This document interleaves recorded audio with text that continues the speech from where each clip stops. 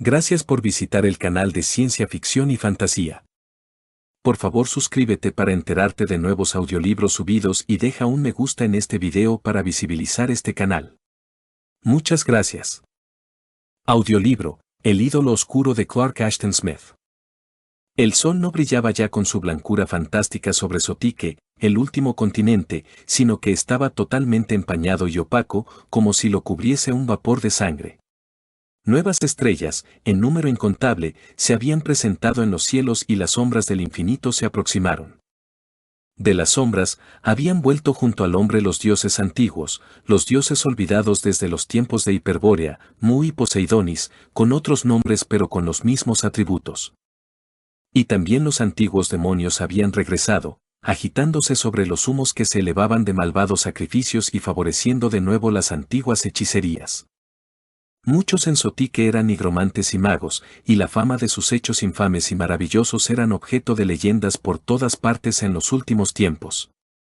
Pero entre todos ellos, ninguno fue mayor que Namirra, que impuso su negro yugo sobre las ciudades de Silac, y más tarde, en su orgulloso delirio, se consideró el mismísimo igual de Tasaidón, el señor del mal.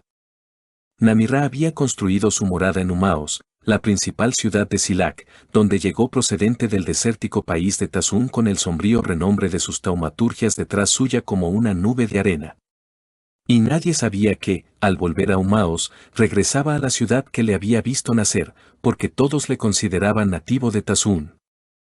Indudablemente, nadie habría soñado que el gran hechicero fuese la misma persona que el mendigo Nartos, un muchacho huérfano de dudoso linaje que pidió diariamente el pan por las calles y bazares de Umaos. Había vivido desastradamente, solo y despreciado, y el odio hacia la cruel y opulenta ciudad creció en su corazón como una llama oculta que arde en exceso, esperando el momento en que se convertirá en un incendio devorador de todas las cosas. El rencor y odio de Nartos contra los hombres se fue haciendo más amargo durante su infancia y primera juventud. Un día, el príncipe Sotuya, un muchacho poco mayor que él mismo, se cruzó con él en la plaza ante el palacio imperial, cabalgando sobre un inquieto palafrén, y Nartos le imploró una limosna. Pero Sotuya, burlándose de su petición, siguió altivamente adelante espoleando su palafrén y Nartos fue derribado y pisoteado por los cascos. Después, próximo a la muerte a causa del atropello, yació sin sentido durante muchas horas, mientras la gente pasaba a su lado sin prestarle atención. Recobrando finalmente el sentido, pudo arrastrarse hasta su chamizo, pero a partir de entonces cojeó ligeramente durante el resto de su vida y la marca de un casco permaneció sobre su cuerpo a manera de señal, sin desvanecerse nunca. Más tarde abandonó Umaos y fue rápidamente olvidado por la gente de la ciudad. Yendo hacia el sur, hacia Tazún, se perdió en el gran desierto y estuvo a punto de perecer.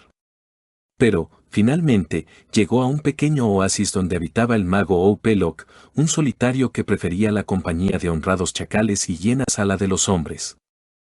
Y Oupelok, viendo la gran maldad e inteligencia del desamparado muchacho, le socorrió y le acogió allí.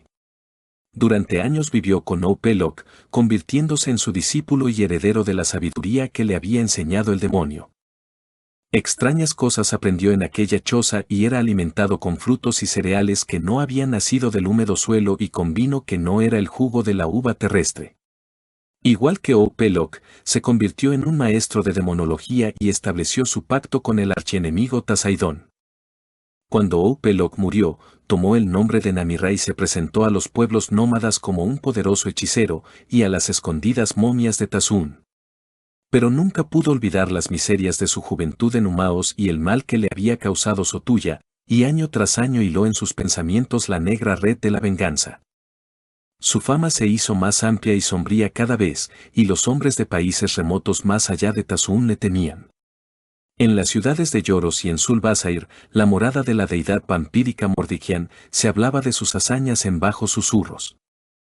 Mucho antes de la llegada de Namirra en persona, la gente de Umaos le conocía como una calamidad fabulosa, que era más horrible que el simún o la peste. En los años que siguieron a la marcha del muchacho Nartos de Umaos, Pitaim, el padre del príncipe Sotuya, fue asesinado por el veneno de una pequeña víbora que se había deslizado en su lecho en busca de calor, en una noche de otoño. Algunos dijeron que la víbora había sido colocada por Sotuya, pero esto era algo que nadie podía afirmar con certeza. Después de la muerte de Pitaim, Sotuya, que era su único hijo, fue el emperador de Silac y gobernó en la maldad desde su trono de Humaos. Era tiránico e indolente y estaba lleno de extraños vicios y crueldades, pero la gente, que también era malvada, le alababa en sus torpezas. Así fue próspero y los señores del cielo y el infierno no le golpearon. Y los rojos soles y las lunas cenicientas continuaron pasando sobre Silac, dirigiéndose al oeste, poniéndose en aquel mar donde pocos viajaban y que, si los cuentos de los marinos eran ciertos, se extendía como un río crecido más allá de la infame isla de Naat y se derrumbaba, formando una catarata tan ancha como el mundo. Sobre el espacio exterior desde el lejano borde de la tierra cortado a pico. Se embruteció cada vez más y sus pecados eran como frutos hinchados que madurasen sobre un profundo abismo. Pero los vientos del tiempo soplaron suavemente y los frutos no cayeron. Y Sotuya se reía rodeado de sus bufones, sus eunucos, y sus amantes y la historia de sus pecados viajó muy lejos y era relatada entre gentes de lejanos países como una maravilla gemela con las rumoreadas nigromancias de Namirra. Así sucedió que, en el año de la hiena y en el mes de la estrella canicular, Sotuya dio un gran festín a los habitantes de Humaos. Por todas partes se veían carnes que habían sido cocinadas con especias exóticas procedentes de Sotar, la isla oriental, y los ardientes vinos de Lloros y Silac, llenos de subterráneos fuegos, eran servidos incansablemente a todos de urnas gigantescas. Estos provocaron una furiosa alegría y una locura digna de reyes, y después una somnolencia no menos profunda que la de la tumba. Y uno a uno, según iban bebiendo, los alborotadores iban cayendo por las calles, casas y jardines, como si una plaga les hubiese alcanzado, y Sotuya dormía en el salón de banquetes de oro y ébano, con sus odaliscas y chambelanes a su alrededor. Así pues, ni un hombre ni una mujer estaban despiertos en todo Humaos en el momento en que Sirius comenzaba a caer hacia el este. Así fue como nadie vio u oyó la llegada de Namirra. Pero cuando, muy avanzada la mañana siguiente, el emperador se despertó pesadamente, oyó un confuso alboroto y el molesto clamor de las voces de aquellos de sus eunucos y mujeres que se habían despertado antes que él. Al preguntar el motivo, le dijeron que durante la noche había ocurrido un extraño prodigio, más todavía atontado por el vino y el sopor, comprendió bastante poco sobre su naturaleza hasta que su concubina favorita, Obexa, le condujo al pórtico oriental del palacio, desde el que podía contemplar la maravilla con sus propios ojos. Ahora bien, el palacio se erguía en solitario en el centro de Humaos, y al norte, oeste y sur, en amplias distancias, se extendían los jardines imperiales, llenos de palmeras majestuosamente arqueadas y de fuentes que formaban soberbias espirales. Pero hacia el oeste había una amplia zona despejada, utilizada como una especie de patio entre el palacio y las mansiones de los nobles de más rango. En este espacio, que al atardecer había estado completamente vacío, se elevaba un edificio colosal y señorial bajo el fuerte sol, con cúpulas que semejaban monstruosos hongos de piedra que hubiesen surgido durante la noche. Y las cúpulas, que igualaban en altura a las de Sotuya, estaban construidas de mármol blanco como la muerte, mientras que la gigantesca fachada, con pórticos de muchas columnas y profundas galerías, estaba formada por zonas alternas de ónice negro como la noche y un pórfido que tenía el tono de la sangre de los dragones. Y Sotuya juró horriblemente, llamando numerosas blasfemias a los dioses y demonios de Silac, y su confusión fue grande, considerando que aquello era la obra de un mago. Las mujeres se apiñaron a su alrededor, llorando con estridentes gritos de miedo y terror, y según se iban despertando, más y más de sus cortesanos vinieron a engrosar el tumulto y los gordos castrados se estremecieron en sus túnicas doradas, como inmensas mermeladas negras en recipientes de oro. Pero Sotuya, recordando su poder como emperador de todo Silac, intentó ocultar su propia agitación diciendo: ¿Quién es este que se ha atrevido a entrar en Humaos como un chacal en la oscuridad y ha construido su impía guarida en la proximidad y a la vista de mi palacio? Ide y preguntad el nombre del bribón, pero antes de ir, instruid al verdugo para que afile su espada, la que maneja con ambas manos. Entonces, temerosos de la rabia del emperador si se demoraban, varios de los mayordomos se adelantaron de mala gana y se acercaron a la puerta del extraño edificio. Hasta que se acercaron bastante, Estas parecieron estar desiertas. Después apareció en el umbral un esqueleto titánico, más alto que ningún ser humano, que se adelantó a encontrarlos con largas zancadas. El esqueleto vestía un taparrabos de seda escarlata con un broche de azabache y llevaba un turbante negro adornado de diamantes, cuya parte superior casi tocaba el alto dintel. En las profundas cuencas brillaban unos ojos que parecían señales de fuego, y una lengua ennegrecida, como la de alguien que lleva largo tiempo muerto, sobresalía entre sus dientes, pero, por lo demás, no tenía ni una brizna de carne y los huesos resplandecían blancos al sol mientras se acercaba. Los mayordomos, en silencio, permanecieron ante él y no se oía otro sonido que los tintineos de sus cinturones dorados y el áspero crujido de la seda de sus vestiduras al estremecerse y temblar. Los huesos de los pies del esqueleto resonaron profundamente sobre el pavimento de ónice negro y pronunció, con voz suntuosa y nauseabunda, estas palabras. Regresad y decid al emperador Sotuya que Namirra, vidente y mago, ha venido a vivir a su lado. Al oír hablar al esqueleto como si hubiese sido un hombre vivo y escuchar el odiado nombre de Namirra como el que escucha el toque arrebato que señala el fin de una ciudad, los mayordomos no pudieron soportarlo más y huyeron con desmañada rapidez para llevarle el mensaje a Sotuya. Ahora bien, al saber quién era el que había venido a establecerse como su vecino en Humaos, la ira del emperador se extinguió como una llama débil y fluctuante sobre la que hubiese soplado el viento de la oscuridad, y el vinoso color púrpura de sus mejillas se salpicó de una extraña palidez y no dijo nada. Sino que sus labios se movieron oscuramente, como si estuviese rezando o maldiciendo. La noticia de la llegada de Namirra pasó por el palacio y la ciudad como el vuelo de malvados pájaros nocturnos, dejando un horrible temor que residió en Humaos de allí en adelante. Pues Namirra, debido a la negra fama de sus actos milagrosos y a las espantosas entidades que le servían, se había convertido en un poder que ningún soberano secular se atrevía a desafiar, temiéndole los hombres en todas partes, de la misma forma que temían a los gigantescos y sombríos señores del infierno y del espacio exterior. En Humaos, la gente decía que había venido de Tazún en el viento del desierto junto con sus servidores, tan rápido como la peste, y que, con la ayuda de los demonios, en una hora había erigido su casa al lado del palacio de Sotuya. Se decía que los cimientos de la casa descansaban sobre el adamantino núcleo del infierno y que en sus pavimentos había agujeros por cuyo fondo ardían los fuegos interiores o por donde podían verse pasar las estrellas por la noche del otro lado de la tierra. Y los servidores de Namirra y el abismo, y seres híbridos, locos y malvados que el impío hechicero había creado en uniones prohibidas. Los hombres evitaron la vecindad de su señorial casa y pocos, en el palacio de Sotuya, se atrevían a acercarse a las ventanas y galerías que daban a ella. El propio emperador no hablaba de Namirra, pretendiendo ignorar al intruso. Y las mujeres del harén murmuraban constantemente en un siniestro cotilleo que se refería a Namirra y sus concubinas. Pero el hechicero no fue visto nunca por la gente de la ciudad, aunque algunos creían que salía cuando quería, arropado en la invisibilidad. Tampoco sus servidores fueron vistos, pero, algunas veces, un ulular como el de los condenados salía de las puertas, y a veces se oía una risotada seca, como si alguna imagen de adamanto se hubiese reído en alto. También a veces se oía un chasquido como el sonido de hielo roto en un infierno helado. Unas sombras vagas se movían por los pórticos cuando no había ni luz ni lámpara que las arrojase, y luces rojas y terribles aparecían y desaparecían en las ventanas al atardecer, como el parpadeo de unos ojos demoníacos.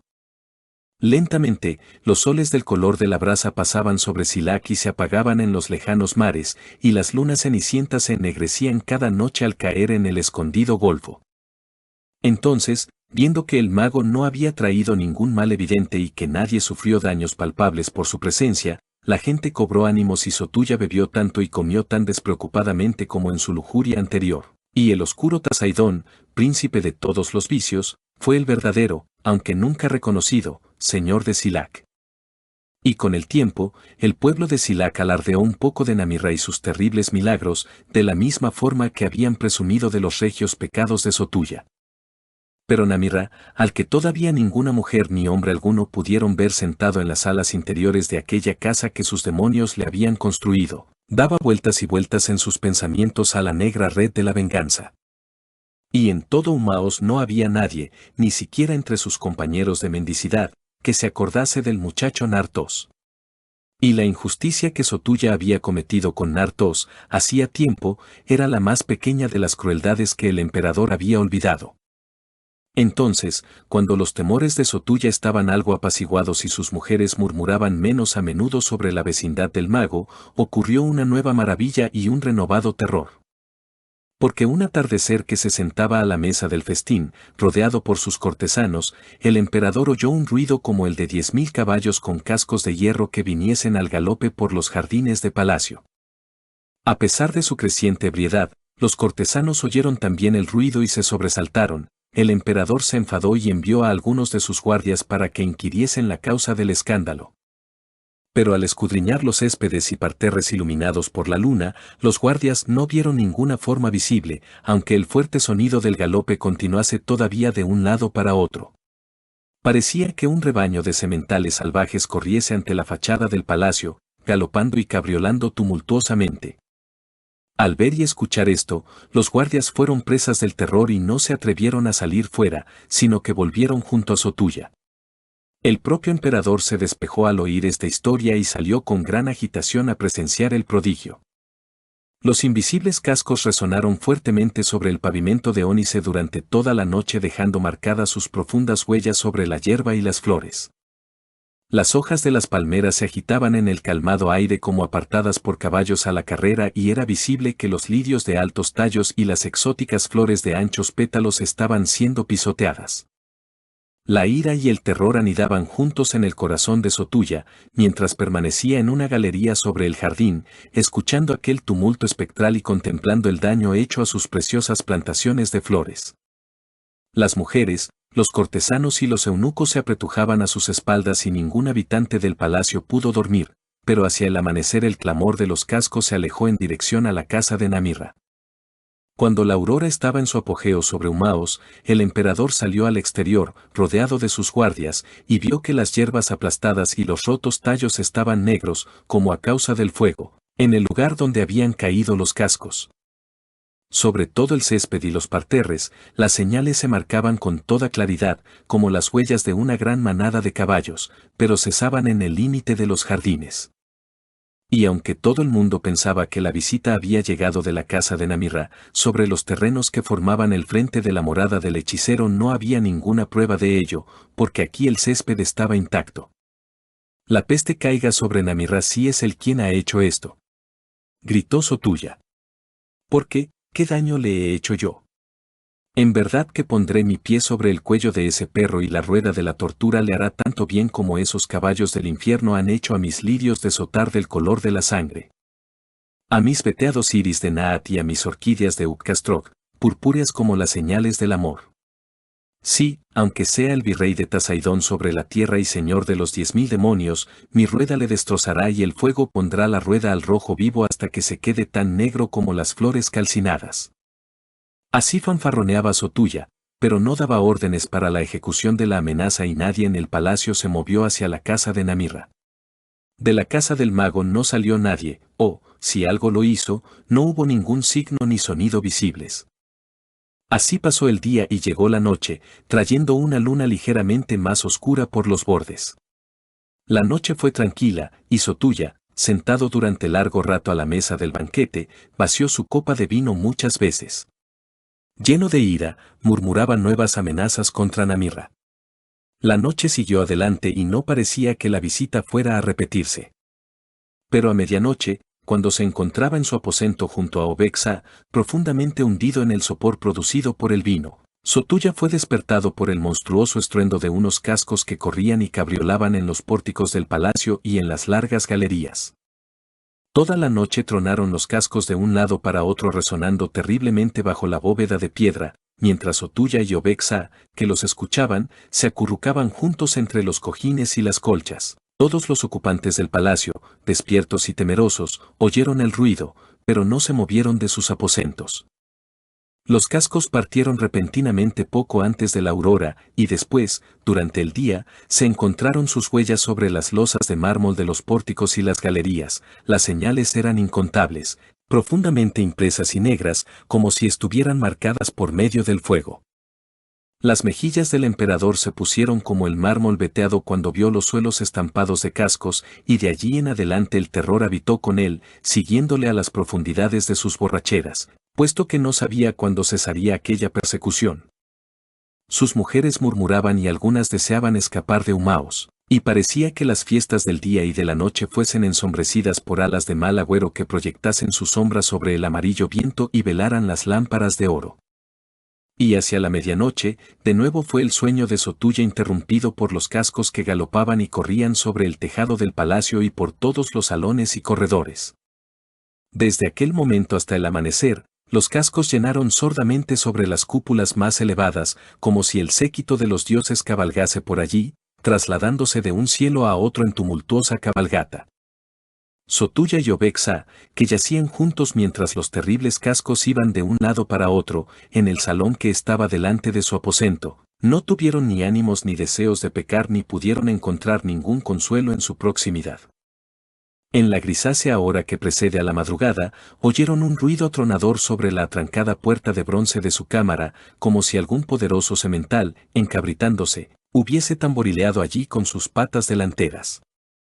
Poco rato después, los cascos se alejaron, dejando un silencio que parecía un interludio mientras se preparaba la tormenta final. Más tarde se encontraron por todas partes las señales de los cascos en los salones, estropeando los brillantes mosaicos. En las alfombras de hilo de oro, plata y escarlata había negros agujeros producidos por las quemaduras, y las altas y blancas cúpulas estaban marcadas como con la viruela. En la puerta de bronce de la cámara de Sotulla estaban profundamente marcadas las huellas de los cascos anteriores de un caballo.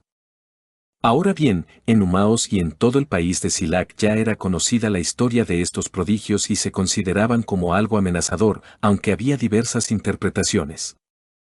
Algunos sostenían que Namirra los enviaba como una señal de su supremacía sobre todos los reyes y emperadores y algunos pensaban que el causante era un nuevo hechicero que había aparecido allá al este, en Tinarat, y deseaba suplantar a Namirra. Y los sacerdotes de los dioses de Silac sostenían que sus diversas deidades habían enviado las apariciones como una señal de que en los templos debían realizarse más sacrificios. Entonces Sotulla reunió a numerosos sacerdotes, magos y adivinos en el salón de audiencias, cuyo pavimento de jaspe y alqueca había sido penosamente estropeado por los invisibles cascos, y les pidió que averiguasen la causa de la aparición y encontrasen un modo de exorcizarla. Pero viendo que no llegaban a ningún acuerdo entre ellos, proveyó a las diversas sectas sacerdotales con sacrificios para sus varios dioses y les mandó marchar. Los magos y adivinos, bajo amenaza de decapitación si se negaban, fueron enviados a visitar a Namirra en su mágica morada para preguntarle, de su parte, si por casualidad era él quien estaba enviando aquello, o si era obra de algún otro.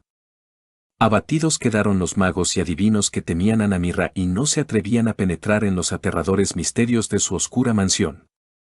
Pero los soldados del emperador les empujaron hacia adelante, levantando sus grandes espadas curvas contra ellos cuando vacilaban, así que, uno a uno, en inseguro orden, la delegación fue hacia la puerta de Namirra y se desvaneció en la casa construida por el demonio.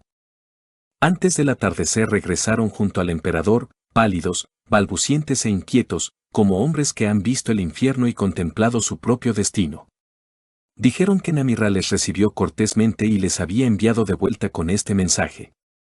Que sepa Sotulla que la aparición es en recuerdo de algo que él ha olvidado y la razón de esto les será revelada en la hora preparada y dispuesta por el destino. Y esa hora se acerca, porque Namirra invita al emperador y a toda su corte a un gran banquete mañana por la tarde. Habiendo entregado este mensaje, ante la consternación y asombro de Sotulla, la delegación pidió licencia para retirarse. Aunque el emperador les interrogó minuciosamente, parecían poco dispuestos a relatar las circunstancias de su visita a Namirra, y tampoco quisieron describir la famosa casa del hechicero, excepto en una forma vaga, contradiciéndose unos a otros en lo que decían haber visto. Por tanto, y después de un rato, Sotulla les mandó marchar. Cuando se hubieron ido, estuvo cavilando durante largo tiempo sobre la invitación de Namirra, que era algo que no se atrevía a rechazar, pero temía aceptar. Aquella noche bebió todavía más abundantemente que de costumbre y durmió como un muerto sin que ningún ruido de cascos galopando sobre el palacio le despertara. Durante la noche, los magos y profetas salieron silenciosamente de Humaos como sombras furtivas y nadie les vio partir. Por la mañana todos habían salido de Silac hacia otros países para no regresar nunca. Aquella misma noche, Namirra estaba sentado a solas en el gran salón de su casa, habiendo despedido a los sirvientes que le atendían de ordinario. Ante él, y en un altar de azabache, estaba la oscura y gigantesca estatua de Tasaidón, que un escultor engendrado por los demonios había esculpido en tiempos antiguos para un malvado rey de Tazún llamado Parnok. El archidemonio estaba representado por la forma de un guerrero cubierto totalmente por la armadura, que elevaba una masa de pinchos como en una batalla heroica. Durante largo tiempo, la estatua había estado en el palacio de Parnok enterrado en el desierto y cuyo mismo emplazamiento era disputado por los nómadas. Namirra, gracias a su arte adivinatorio, lo encontró, y había llevado la infernal imagen a vivir con él por siempre desde entonces. A menudo, Tasaidón pronunciaba oráculos para Namirra y le contestaba sus preguntas por boca de la estatua. Ante la imagen de armadura negra colgaban 7 lámparas de plata forjadas con la forma de los cráneos de los caballos y las llamas salían incesantemente, azules, purpúreas y escarlatas, de sus cuencas. Su luz era salvaje y lúgubre y el rostro del demonio, mirando bajo el casco, mostraba sombras equívocas y malignas que cambiaban y saltaban eternamente. Sentado en su silla de forma de serpiente, Namirra contemplaba siniestramente la estatua con un profundo surco entre los ojos, porque le había pedido una cosa a Tasaidón, y el enemigo, contestando a través de la estatua, se la negó. La rebelión crecía en el corazón de Namirra, que, enloquecido por el orgullo, se consideraba a sí mismo señor de todos los hechiceros y gobernante por derecho propio entre los príncipes diabólicos. Así pues, y tras largo cavilar, repitió su petición con voz fuerte y altanera, como quien se dirige a su igual, más que como alguien que lo hace al todopoderoso soberano al que ha jurado fidelidad hasta la muerte. Yo te he ayudado en todo hasta este momento, dijo la imagen, con acentos secos y sonoros que resonaban metálicamente en las 7 lámparas plateadas. Sí, los gusanos eternos del fuego y la oscuridad han acudido como un ejército a tu llamada y las alas de los genios interiores se han elevado hasta ocultar el sol cuando tú les llamaste. Pero, en verdad, no te ayudaré en esta venganza que has planeado, porque el emperador Sotuya no me ha ofendido nunca y me ha servido bien, aunque inconscientemente, y los habitantes de Silac, debido a sus vicios, no son los menos importantes de sus adoradores en la tierra. Por tanto, Namirra, sería mejor que tú vivieses en paz con Sotuya y olvidases esta antigua ofensa infligida al mendigo Nartos cuando era un muchacho. Porque los caminos del destino son extraños y la forma en que actúan sus leyes está algunas veces oculta, y en verdad, si los cascos del palafrén de Sotuya no te hubieran derribado y pisoteado, tu vida habría sido distinta y la fama y renombre de Namirra hubiesen yacido en el olvido como un sueño no imaginado. Sí, tú serías todavía un mendigo de Humaos, te contentarías con las limosnas del mendigo y nunca habrías emprendido aquel viaje, te habrías convertido en discípulo del sabio y erudito Pelok, y yo, Tasaidón, hubiese perdido el más poderoso de todos los nigromantes que han aceptado servirme y han hecho un pacto conmigo. Piénsalo bien, Namirra, y considera estas cosas, porque, aparentemente, nosotros dos estamos en deuda con Sotuya y le debemos gratitud por haberte pisoteado con su caballo. Sí, estoy en deuda con él, gruñó Namirra implacable, y en verdad que mañana pagaré la deuda, en la forma en que había planeado. Existen aquellos que me ayudarán, aquellos que acudirán a mi llamada, aun a pesar tuyo. No es bueno enfrentarte conmigo, dijo la imagen, tras un intervalo, y tampoco es bueno llamar a aquellos que has insinuado. Sin embargo, veo claramente que eso es lo que deseas. Eres orgulloso, testarudo y vengativo. Haz, pues, lo que quieras, pero no me culpes por el resultado. Después de esto, en el salón donde Namirra se sentaba ante el ídolo se hizo el silencio y las llamas se consumieron oscuramente cambiando de colores sobre las lámparas de forma de cráneo mientras las sombras huían y regresaban sin detenerse, sobre los rostros de la estatua y de Namirra. Después, hacia la medianoche, el hechicero se levantó y ascendió por numerosos escalones en espiral hasta llegar a una alta cúpula en la casa donde había una única y pequeña ventana redonda, que permitía contemplar las constelaciones. La ventana estaba dispuesta en lo más alto de la cúpula, pero Namirra había conseguido, por medio de su magia, Que una entrada junto a la última vuelta de la escalera pareciese descender repentinamente en lugar de subir para, alcanzando el peldaño final, mirar hacia abajo por la ventana. Mientras las estrellas pasaban bajo él en una corriente vertiginosa. Arrodillándose allí, Namirá tocó un resorte secreto en el mármol y el panel circular retrocedió sin ningún sonido. Después, yaciendo de espaldas sobre el curvado interior de la cúpula, con el rostro sobre el abismo y su larga barba colgando rígida en el espacio. Susurró versos más antiguos que la raza humana y habló con ciertos seres que no pertenecían ni al infierno ni a los elementos mundanos y cuya invocación era más terrible que los genios infernales o los demonios de la tierra, aire, agua y fuego. Desafiando la voluntad de Tasaidón, hizo un pacto con ellos. Mientras el aire a su alrededor se helaba con sus voces y la escarcha se amontonaba pálida sobre su oscura barba a causa del frío que producía su aliento al inclinarse sobre la tierra. Lento y renuente fue el despertar de Sotulla del sopor del vino. Antes de abrir los ojos, la luz del día se vio envenenada para él por el pensamiento de aquella invitación que temía aceptar o rechazar. Pero habló con Obexa, diciendo: «Después de todo, ¿quién es este perro hechicero para que yo tenga que obedecer sus invitaciones como un mendigo al que algún gran señor manda llamar de la calle?» Obexa, una muchacha de piel dorada y ojos oblicuos, procedente de Uccastrok, la isla de los torturadores, observó sutilmente al emperador y dijo: «Oh, Sotulla, eres tú quien debe aceptar o rehusar, según lo que estimes apropiado». Y, en realidad, para el señor de Humaos y de todo Silac, el ir o el quedarse es un asunto sin importancia, puesto que nada puede poner en entredicho tu soberanía. Por tanto, ¿por qué no ir? Obexa, aunque temerosa del mago, sentía curiosidad con respecto a aquella casa construida por el demonio, de la que tan poco se sabía, y además, según es característico de las mujeres, deseaba contemplar al famoso Namirra, cuyo talante y aspecto era solo una leyenda en Humaos, traída de muy lejos. «En lo que dices hay algo de razón», admitió Sotulla. «Pero un emperador debe, en su conducta, tener siempre en cuenta el bien público, y hay asuntos de Estado que no se puede esperar que entienda una mujer». Así pues, más tarde, por la mañana, después de un desayuno amplio y bien remojado, llamó a sus mayordomos y cortesanos y les pidió consejo. Algunos le aconsejaron que ignorase la invitación de Namirra y otros sostenían que debía ser aceptada, a menos que un mal más grave que el pisoteo de unos cascos fantasmales fuese enviado sobre la ciudad y el palacio. Entonces llamó ante sí a la reunión de todos los sacerdotes e intentó volver a llamar a aquellos magos y adivinos que habían escapado sigilosamente durante la noche. Entre todos estos no hubo ni uno que respondiese al grito de su nombre por las calles de Humaos, y esto causó una cierta maravilla. Pero los sacerdotes llegaron en número mayor que antes y abarrotaron el salón de audiencias, de forma que las barrigas de los que estaban delante chocaban contra el estrado imperial y las nalgas de los de atrás se aplastaban contra la pared y los pilares del fondo. Sotulla debatió con ellos el asunto de su aceptación o rechazo. Los sacerdotes argumentaron, como la vez anterior, que Namirra no tenía nada que ver con las apariciones, y su invitación, dijeron, no suponía daño ni amenaza alguna contra el emperador. Estaba claro, según los términos del mensaje, que el mago pronunciaría un oráculo ante Sotulla, y si Namirra era un verdadero archimago.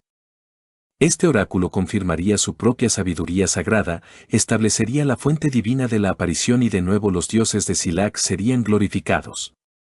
Tras escuchar el consejo de los sacerdotes, el emperador dio instrucciones nuevamente a sus tesoreros para que les llenasen de nuevas ofrendas, y los sacerdotes partieron, impartiendo untuosamente las delegadas bendiciones de sus varios dioses sobre Sotulla y su corte. El día continuó y el sol pasó nuevamente por el meridiano, cayendo lentamente más allá de Humaos sobre los espacios de la tarde que estaban formados por desiertos que limitaban con el mar. Sotulla continuaba irresoluto y llamó a sus coperos, pidiéndoles que le sirviesen de la cosecha más fuerte y magistral, pero no halló en el vino ni la certeza ni la decisión. Entonces, una comitiva de altas momias cubiertas con vendas regias color púrpura y escarlata, y llevando coronas de oro sobre sus resecos cráneos, penetró en el salón, caminando una detrás de otra.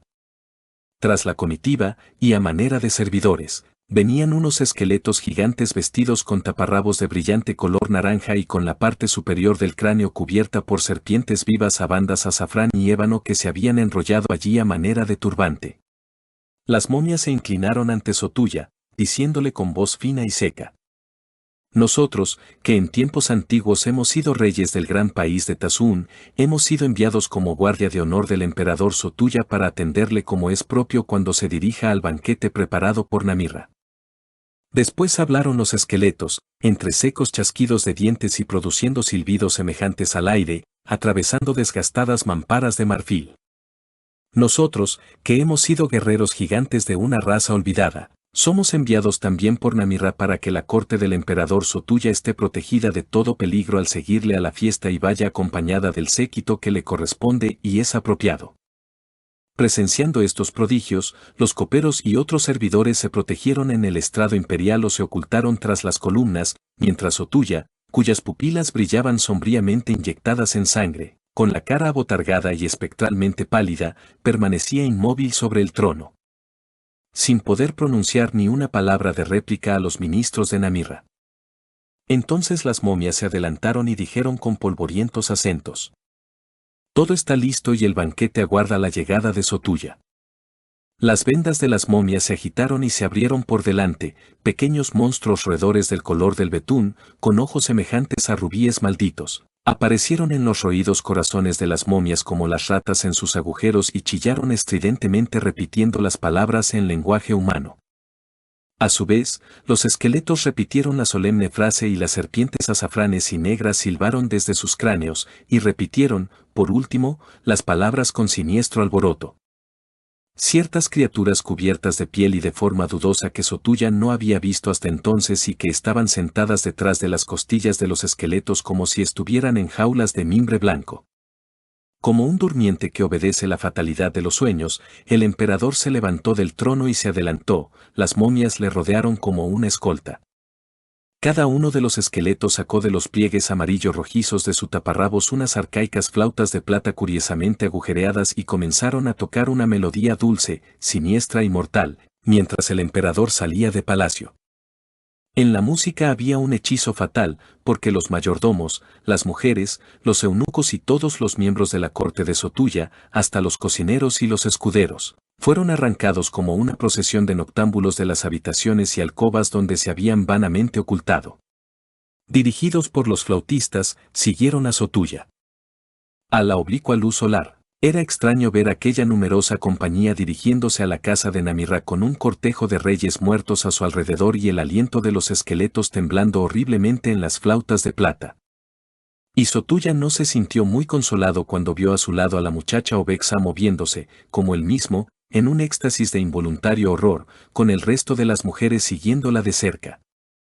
Al acercarse a las abiertas puertas de la casa de Namirra, el emperador vio que estaban guardadas por grandes cosas de barbillas carmesíes, mitad humanas mitad dragones, que se inclinaron ante él, rozando sus barbillas como escobas ensangrentadas contra las losas de oscuro ónice. El emperador pasó con Obexa entre los rústicos monstruos, con las momias, los esqueletos y su propia gente a sus espaldas formando una extraña comitiva, y entró en un amplio salón de muchas columnas, donde la luz del día, penetrando tímidamente, era dominada por la siniestra y arrogante claridad procedente de 1.000.000 de lámparas. Aun a pesar de su horror, Sotulla se sintió maravillado de la amplitud de la cámara, que difícilmente podía reconciliar con las medidas exteriores de la mansión, aunque éstas, indudablemente, fueran de una amplitud palaciega. Le parecía contemplar grandes salas sostenidas por columnas a las que no se veía el final y vistas panorámicas de mesas cargadas de amontonadas viandas y urnas de vino dispuestas en hilera que se extendían a lo lejos en la distancia, en una penumbra luminosa como la de una noche estrellada. En los amplios intervalos entre las mesas, los sirvientes de Namirra iban de un lado para otro incesantemente, como si una fantasmagoría de pesadillas hubiera cobrado cuerpo delante del emperador. Regios cadáveres con túnicas de brocado podridas por el tiempo, con las cuencas vacías e hirvientes de gusanos, servían un vino color de sangre en copas fabricadas con el opalescente cuerno de los unicornios. Lamias de cola de quimera y quimeras de 4 pechos entraban con humeantes fuentes sostenidas en alto por sus garras broncíneas. Demonios de cabeza de perro con la lengua en llamas corrían a ofrecerse como acomodadores de la compañía. Ante Sotuya y Obexa apareció un curioso ser con las opulentas caderas y extremidades inferiores de una enorme mujer negra y los mondos huesos de algún mitológico mono de cintura para arriba. Este monstruo dio a entender, por medio de ciertos indescriptibles chasquidos de los huesos de sus dedos, que el emperador y su odalisca le siguieran. Verdaderamente, a Sotuya le dio la impresión de haber recorrido una larga distancia por alguna maligna caverna del infierno cuando llegaron al final de aquella inmensidad de mesas y columnas por la que les había conducido el monstruo.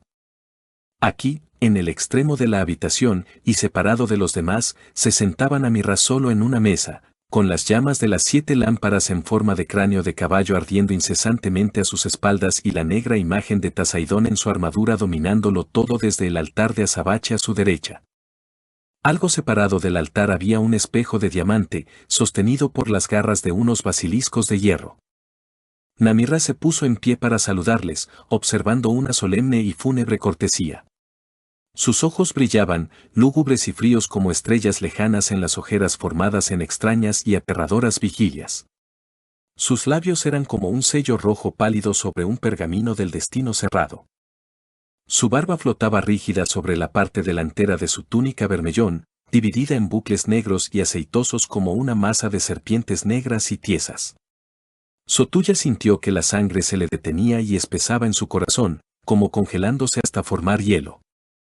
Obexa, mirando bajo entornados párpados, se sintió repelida y asustada por el visible horror que emanaba de este hombre y le rodeaba de la misma forma que la realeza a un rey. Pero a pesar de su miedo tuvo tiempo para preguntarse qué clase de hombre sería en su relación con las mujeres. Te doy la bienvenida, oh Sotuya, a tal hospitalidad como puedo ofrecerte, dijo Namirra con el férreo sonido de alguna oculta campana fúnebre en su profunda voz. Por favor, sentaos a mi mesa. Sotuya vio que enfrente de Namirra había sido dispuesta una silla de ébano para él y que otra silla, menos majestuosa e imperial, había sido colocada a la izquierda para Obexa. Los dos se sentaron y Sotuya vio que su gente se sentaba a su vez a otras mesas a través del enorme salón, con los espantosos servidores de Namirra sirviéndoles atareadamente, como los demonios atienden a los condenados.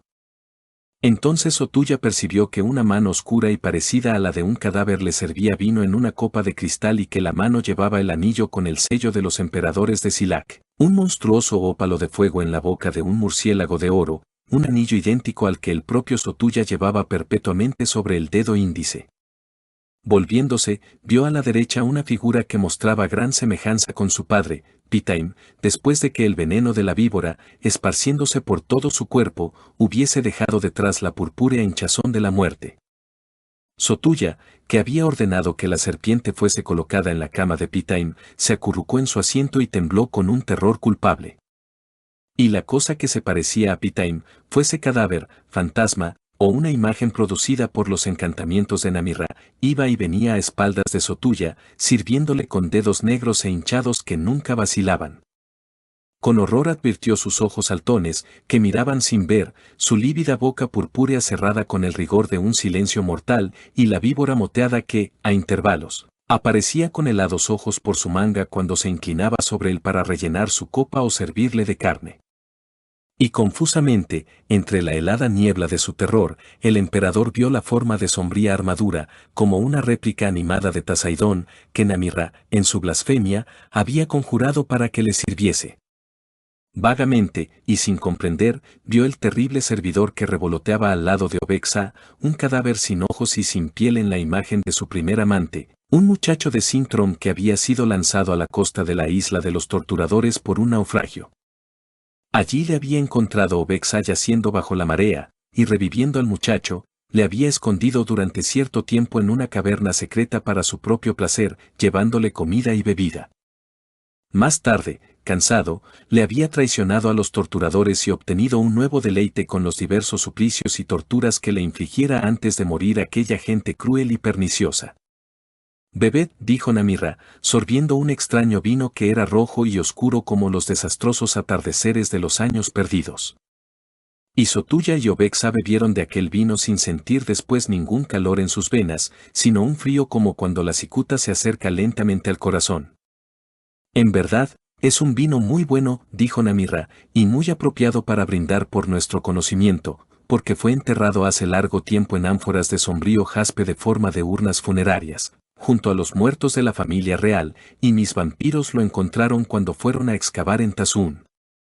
Entonces la lengua de Sotulla se heló en su boca, como se hiela una mandrágora aprisionada por la escarcha en el suelo del invierno, y no encontró respuesta a la cortesía de Namirra. Os ruego que probéis esta carne, continuó Namirra, pues es muy escogida, proviene de los jabalíes salvajes que los torturadores de Uccastrog alimentan con los destrozados restos de sus ruedas y parrillas, y además, mis cocineros los han condimentado con los poderosos bálsamos de la tumba, rellenándolos con corazones de víboras y lenguas de cobras negras. El emperador no pudo decir nada, y hasta Obexa permaneció en silencio, fuertemente turbada en su lujuria por la presencia de aquella cosa despellejada y penosa que se parecía a su amante de Sintrom. Y su temor al nigromante aumentó prodigiosamente, porque su conocimiento de este crimen antiguo y olvidado y la aparición del fantasma le parecían una magia más siniestra que todo lo demás. Bien, me temo que encontréis la comida sin sabor y el vino sin fuego. Así pues, para animar nuestro banquete llamaré a mis cantantes y músicos. Pronunció una palabra desconocida para Sotulla y Obexa, que sonó por el enorme salón como si 1000 voces a la vez la hubiesen pronunciado y prolongado. Pronto aparecieron los cantantes, que eran vampiros con largos colmillos amarillos llenos de hilachas de carroña curvándose por encima de sus quijadas y haciendo con la boca gestos de hiena a la compañía. Detrás entraron los músicos, algunos de los cuales eran demonios machos caminando erectos sobre los cuartos traseros de negros sementales y pulsando con dedos blancos de gorila liras fabricadas con huesos y tendones de los caníbales de Naat. Otros eran apastelados sátiros que arrimaban sus mejillas cabrunas a oboes fabricados con los fémures de brujas jóvenes y a gaitas hechas con la piel del pecho de reinas negras y el cuerno del rinoceronte. Se inclinaron ante Namirra con grotesca ceremonia. Después, sin dilación, las hembras vampiro comenzaron un ulular de lo más doloroso y execrable, como el de los chacales que han olfateado la carroña, y los sátiros y los demonios tocaron un lamento que era como el gemido de los vientos del desierto en los arenes de perdidos palacios. Sotulla se estremeció, pues el canto le helaba hasta el tuétano y la música introducía en su corazón una desolación semejante a la de imperios derrumbados y pisoteados por los férreos cascos del tiempo. Al mismo tiempo, y entre aquella siniestra música, le pareció oír el chirrido de la arena en los jardines marchitos y el rumor del viento entre la seda podrida en lechos de desaparecida lujuria y el silbido de las serpientes enroscadas entre los bajos fustes de destrozadas columnas. Y la gloria que había sido Umaos parecía alejarse como las columnas voladoras del Simún. Una espléndida melodía, dijo Namirra cuando la música cesó y las vampiresas dejaron de ulular. Pero, en verdad, temo que encontréis algo aburrido mi espectáculo. Por tanto, mis bailarines danzarán para vosotros. Se volvió hacia el gran salón y describió en el aire un signo enigmático con los dedos de la mano derecha. En respuesta, una incolora niebla descendió desde el alto techo y, durante un breve intervalo, ocultó la sala como una cortina. Detrás se oyó una babel de sonidos, confusos y sofocados, y el grito de unas voces débiles como si estuvieran lejanas. Después el vapor desapareció y Sotulla vio que las sobrecargadas mesas habían desaparecido. En los amplios espacios entre las columnas, los habitantes de su palacio, mayordomos, eunucos, cortesanos, odaliscas y todos los demás, yacían sobre el suelo atados con correas, como innumerables aves de precioso plumaje. Sobre ellos hacía piruetas una cuadrilla de esqueletos con ligeros chasquidos de los huesos de los pies y una banda de momias saltaba rígidamente mientras otras criaturas de Namirra se agitaban con monstruosas cabriolas, siguiendo todos la música de los flautistas y arpistas del nigromante.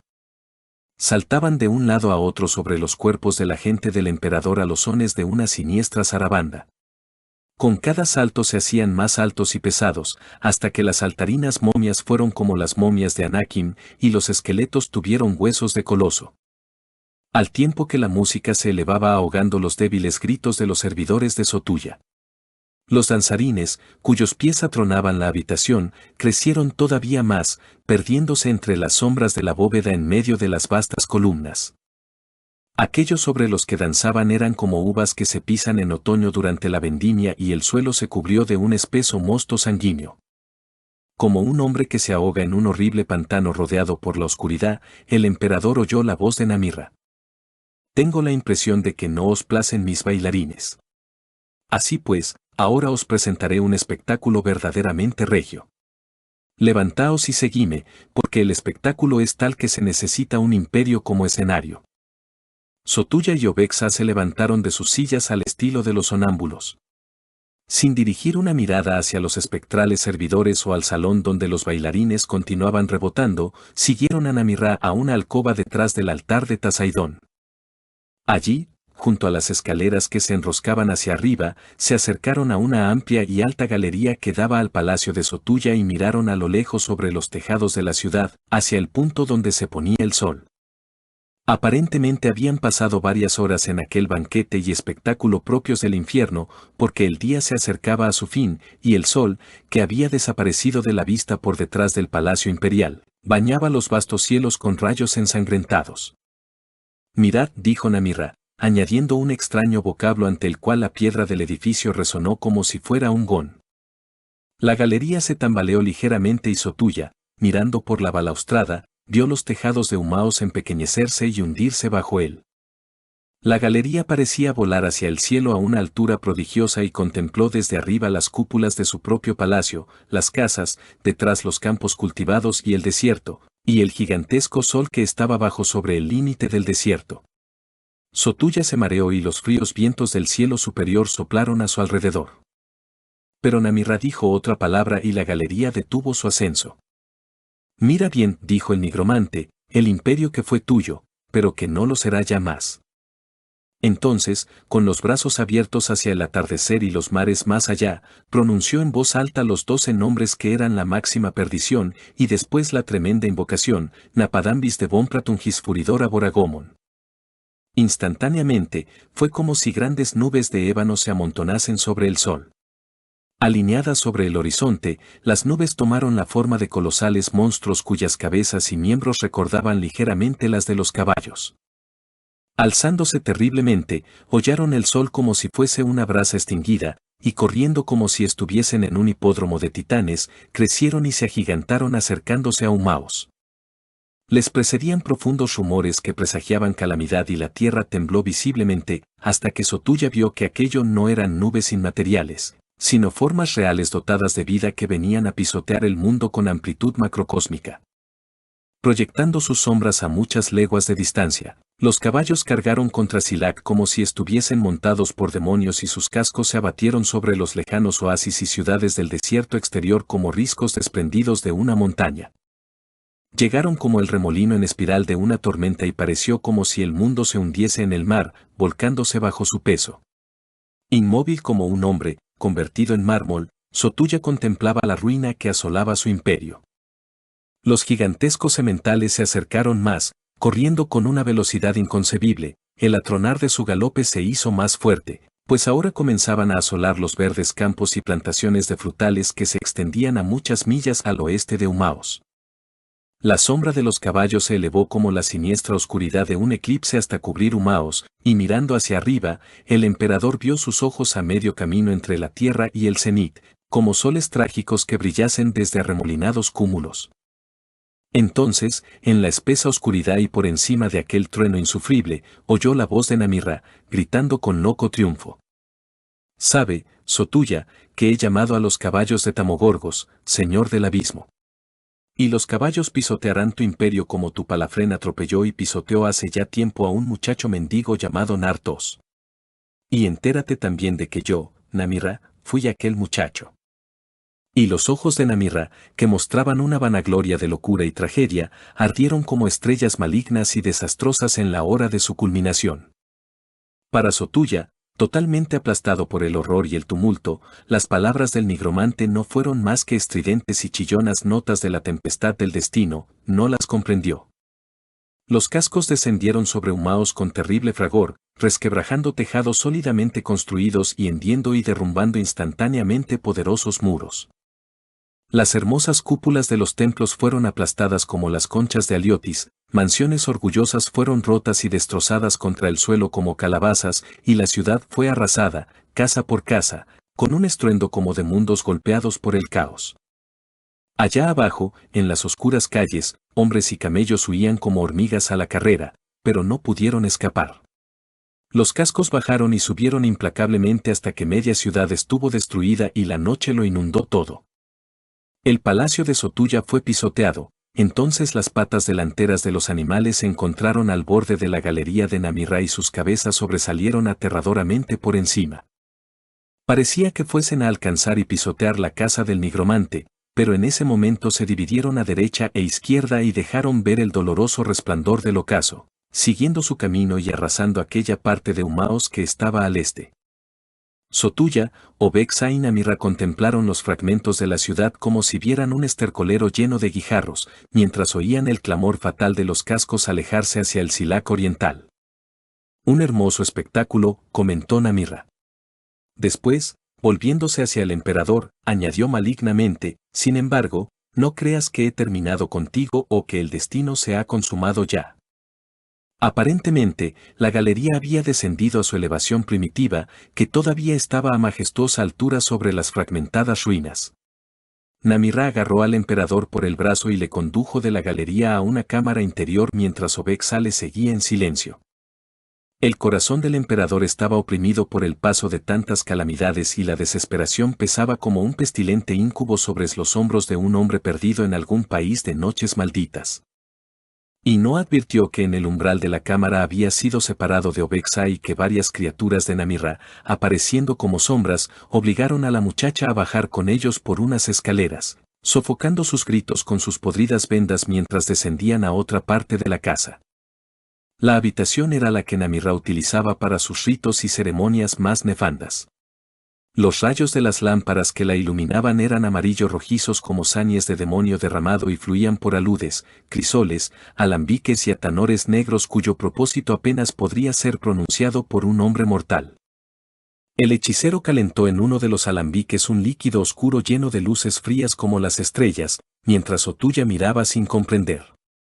Cuando el líquido burbujeó y desprendió una espiral gaseosa, Namirra lo destiló en copas de hierro bordeadas de oro y le dio una a Sotulla, quedándose él con la otra. Y le dijo con voz seca e imperativa: «Te ordeno que bebas este líquido». Sotulla, temiendo que la bebida estuviese envenenada, vaciló. El nigromante le miró mortalmente, y le gritó: «¿Tienes miedo de hacer lo mismo que yo?». Y a continuación acercó la copa a sus labios. Así, el emperador bebió el licor, como impulsado por el mandato de algún ángel de la muerte, y sus sentidos se nublaron. Pero antes de que la oscuridad fuese completa, vio que Namirra había vaciado su propia copa. Entonces, con agonías indecibles, fue como si el emperador muriese y su alma flotase libremente, volvió a ver la cámara, aunque con ojos inmateriales. Se irguió desencarnado en la luz azafrán y carmesí, su cuerpo yaciendo con la semejanza de un muerto, y cerca de él, sobre el suelo también, el tendido cuerpo de Namirra y las dos copas caídas. En este estado contempló algo extraño, al rato su propio cuerpo se agitó y se levantó, mientras que el del nigromante permanecía inmóvil como la muerte. Sotulla contempló sus propios rasgos y su figura con el corto manto de brocado azul sembrado de perlas negras y rubíes morados y su cuerpo vivió ante él, aunque los ojos mostraban un fuego más oscuro y una maldad mayor de los que eran característicos en él. Entonces, sin oídos corpóreos, Sotulla oyó hablar a la figura, y la voz era la fuerte y arrogante de Namirra, diciendo: «Sígueme, oh fantasma sin cuerpo, y hacen todo lo que yo te mande». Sotulla siguió al hechicero como una sombra invisible y los dos descendieron por las escaleras hasta llegar al gran salón del banquete. Se acercaron al altar de Tasaidón y a la imagen de negra armadura, mientras las 7 lámparas en forma de cráneo de caballo seguían ardiendo como antes. Sobre el altar yacía Obexa, la amada concubina de Sotulla, la única mujer que tenía el poder de estremecer su saciado corazón, atada con correas a los pies de Tasaidón. Pero, por lo demás, el salón estaba desierto y de aquellas saturnales de desastre no quedaba nada, excepto el fruto del pisoteo, que había formado grandes charcos entre las columnas. Namirra, utilizando siempre el cuerpo del emperador como si fuese el suyo, se detuvo ante el oscuro ídolo y dijo al espíritu de Sotulla: «Quédate aprisionado en esta imagen, sin fuerza para liberarte ni para moverte en forma alguna». Totalmente obediente a la voluntad del nigromante, el alma de Sotulla se encarnó en la estatua y sintió que la fría y gigantesca armadura le rodeaba como si se encontrase en el interior de un rígido sarcófago. Miró al frente, inamovible, desde los siniestros ojos que se escondían bajo el esculpido casco. Mirando así, pudo contemplar el cambio que sobrevenía en su propio cuerpo bajo la mágica posesión de Namirra, porque las piernas que salían por debajo del corto manto de color azul se habían convertido, repentinamente, en las patas traseras de un caballo negro, cuyos cascos brillaban como si los hubieran calentado en los fuegos infernales. Mientras Sotulla observaba este prodigio, se pusieron de un blanco incandescente y del suelo que pisaban salía humo. Entonces, aquella híbrida abominación se acercó a Obexa caminando altivamente sobre el negro altar y dejando tras sí huellas humeantes. Deteniéndose al lado de la muchacha, que yacía indefensa en el suelo y lo contemplaba con ojos que eran estanques de helado horror, levantó uno de los relucientes cascos y lo posó sobre su pecho desnudo, entre las diminutas copas de filigrana de oro adornadas de rubíes que sujetaban sus pechos. Bajo aquella atroz pisada, la muchacha chilló como podría hacerlo en el infierno el alma de algún nuevo condenado y el casco resplandeció con intolerable brillantez, como si estuviese recién salido de un horno donde se forjasen las armas de los demonios.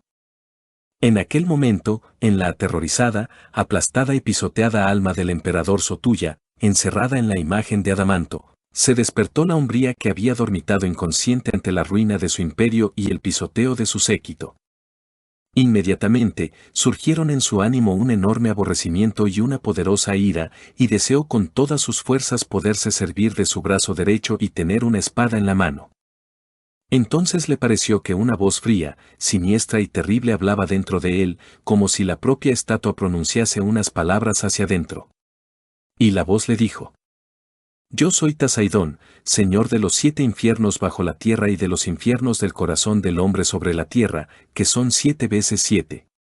De momento, oh Sotulla, mi poder será tuyo en beneficio de nuestra mutua venganza. Se uno en todas formas con la estatua que se me parece a la manera en que el alma es una con la carne. Mira.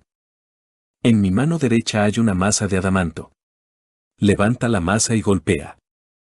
Sotulla fue consciente de una gran fuerza en su interior y de estar rodeado por unos músculos gigantescos que se estremecían de poder y respondían ágilmente a su voluntad. Sintió en su enfundada mano derecha el mango de la gigantesca masa de pinchos, y aunque el levantar la masa estaba más allá de la fuerza de un hombre mortal, a Sotulla le pareció un peso agradable. Entonces, elevando la masa como un guerrero en una batalla, golpeó aterradoramente aquella cosa impía que tenía su propio cuerpo unido a las patas y cascos de un caballo demoníaco. La cosa se derrumbó al instante y yació con el cerebro saliendo en forma de pulpa de su aplastado cráneo y esparciéndose sobre el brillante azabache. Las patas temblaron un poco y después se inmovilizaron, los cascos pasaron de un blanco fiero y cegador al rojo del hierro muy caliente, enfriándose lentamente. Durante un cierto tiempo no hubo ningún sonido, excepto los estridentes gritos de Obexa, enloquecida por el dolor y el terror de todos los prodigios que había presenciado. Después, la terrible voz de Tasaidón habló de nuevo en el alma de Sotulla, enferma con aquellos gritos. Vete, porque no puedes hacer nada más. Así pues, el espíritu de Sotulla salió de la imagen de Tasaidón y encontró en el aire fresco la libertad de la nada y del olvido. Pero el fin de Namirra todavía no había llegado, ya que su alma, loca y arrogante, fue desprendida del cuerpo de Sotulla por el golpe y había vuelto confusamente, no en la forma que el mago había planeado, a su propio cuerpo, que yacía en la habitación de los rituales malditos y las transmigraciones prohibidas. Allí pronto se despertó Namirra, con una horrible confusión en su mente y una amnesia parcial porque la maldición de Tasaidón había caído sobre él a causa de sus blasfemias. Nada había claro en su mente, excepto un maligno y exorbitante deseo de venganza, pero la razón de esta y su objeto eran sombras dudosas. Urgido por aquel oscuro ánimo, se levantó, y ciñéndose a la cintura una espada encantada con ópalos y zafiros rúnicos en la empuñadura, descendió por las escaleras y se dirigió otra vez al altar de Tasaidón, donde continuaba la estatua tan impasible como antes, con la masa en su inmóvil mano derecha y el doble sacrificio debajo sobre el altar. El velo de una extrañísima oscuridad había caído sobre los sentidos de Namirra y no vio el horror de patas de caballo que yacía muerto con los cascos ennegreciéndose lentamente, ni oyó los gemidos de Obexa que yacía a su lado todavía viva. Sus ojos se vieron atraídos por el espejo de diamante que estaba en las garras de los negros basiliscos de hierro detrás del altar, y acercándose al espejo vio allí un rostro que ya no reconoció como el suyo. A causa de que su vista era borrosa y su cerebro estaba atrapado por las variables redes del engaño, tomó el rostro por el del emperador Sotuya. Insaciable como las mismas llamas del infierno, su antiguo odio surgió en su interior y sacó la espada encantada, comenzando a atacar el reflejo. A veces, a causa de la maldición que había caído sobre él y de la impía transmigración que había realizado, se creía ser Sotuya luchando con el nigromante, y otras veces, en el torbellino de su locura, era Namirra luchando contra el emperador. Después, sin tener un nombre, luchó contra un enemigo sin nombre. Pronto la hechizada hoja, aunque estaba templada por conjuros formidables, se rompió cerca de la empuñadura y Namirra vio que la imagen estaba aún intacta. Entonces, aullando las palabras medio olvidadas de una tremenda maldición, invalidada a causa de sus olvidos, golpeó el espejo con la pesada empuñadura de la espada, hasta que los zafiros y ópalos que lo adornaban se rasgaron y cayeron a sus pies en pequeños fragmentos. Obexa, moribunda sobre el altar, vio a Namirra batallando contra su imagen, y el espectáculo le produjo una risa enloquecida como el roto repique de unas campanas de cristal. Pronto, por encima de su risa y de las maldiciones de Namirra, llegó, como el rugido de una tormenta que surge velozmente, el estruendo producido por los caballos macrocósmicos de Tamogorgos, regresando por Silac hacia el mar y pasando por Humaos para arrasar la única casa que habían perdonado la primera vez. Fin.